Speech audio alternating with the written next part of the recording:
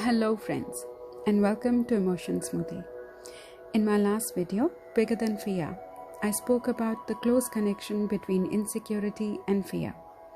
I explained that fear is a hangover caused by insecure thoughts. If there is no insecurity, there may not be any fear. I then left you to explore your heart and find out what makes you insecure. Knowing your insecurities makes you more powerful and bigger than fear.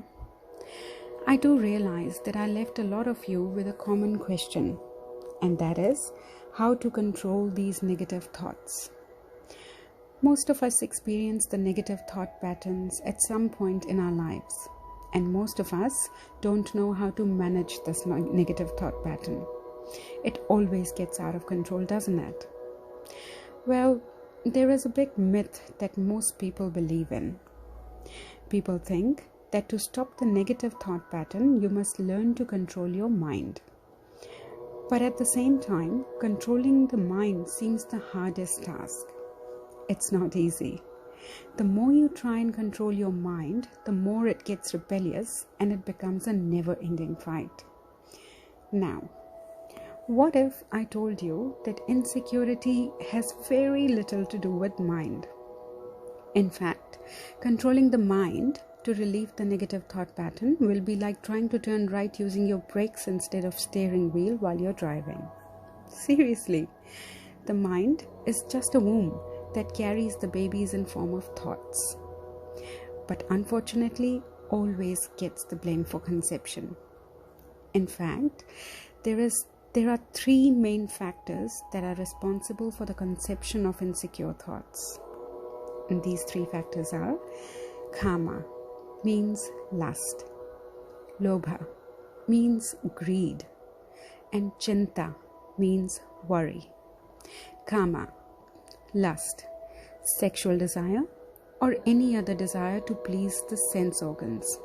For example, sex, or fragrance of delicious food that tempts you enough to break your own diet plan. In simple words, kama breaks you through your sense organs. Kama is a desire, a longing for something. If the desire is fulfilled, you experience pleasure. But an unfulfilled desire makes the mind restless. Now, how can a restless mind ever think a positive thought? So, the first factor to work on is your desires. This can be managed by controlling your sense organs. Because if you cannot control your senses, then you're acting to please your senses and you are a slave to your own senses. Now, I'm not saying that desires or desiring is wrong. But if you start paying attention today, you can stop your mind from crossing that thin line between desire and greed. Greed makes you lose control on your mind. If an unfulfilled desire is making you feel any kind of negative emotion, then this is a sign that your life is not in your control. A sign that your wisdom is being controlled by your emotions. To start with, just start noticing your desires. Observe why and where is your mind traveling. The second factor, lobha, the greed, an endless quest for more. When you want more than what you have, or you can say when what you have is not enough.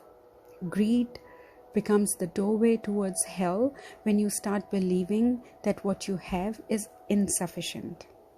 You start spending all your money, all your energy, and all your time to attain more and more, and nothing you get is ever enough. Greed is also a form of desire. I'm sure you must have heard of a saying, excess of everything is bad. Greed is also an excess. When you find yourself doing things that your wisdom considers as wrong, the wrong things that you normally don't do, but now you have your emotions permission to do that your mind and your soul does not approve of, then this is not just a desire, it is greed. Greed, my friends, does not allow you to enjoy what you have. because you're always thinking of ways to acquire more.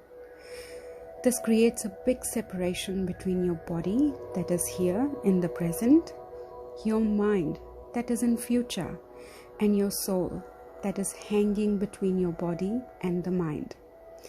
This gap makes enough room for insecure thoughts. The third factor, chinta, worry. Now, this is my favorite because most of us spend most of our adult life worrying. So listen carefully. When the mind is wandering in future, especially looking at a future through a dirty lens which does not allow you to see a clear picture, a picture of hazy future, either your own or a loved one's, makes your mind wander like a monkey jumping from one tree to another. How many of you agree with me when I describe a mind full of negative thoughts as hell? If you do, then there is a 3-step ladder towards hell, and worry is the first step of the ladder towards hell. Too much worry makes you anxious, and too much anxiety turns into fear. So the 3 steps are worry, anxiety, and fear. Once you are caught in the haunted, fearful whirlpool, then the way out is really hard. I repeat, too much worry makes you anxious, and too much anxiety turns into fear.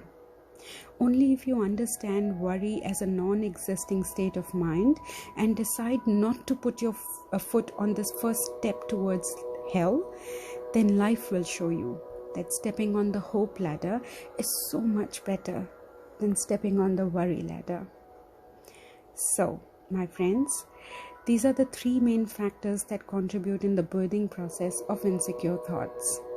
If you can manage these 3 aspects, then you can get rid of insecure thoughts to a very large extent, and that too without having to control your mind. I would love to elaborate on any of these 3 topics or any other topic. Please leave me a comment and let me know what would you like to hear next.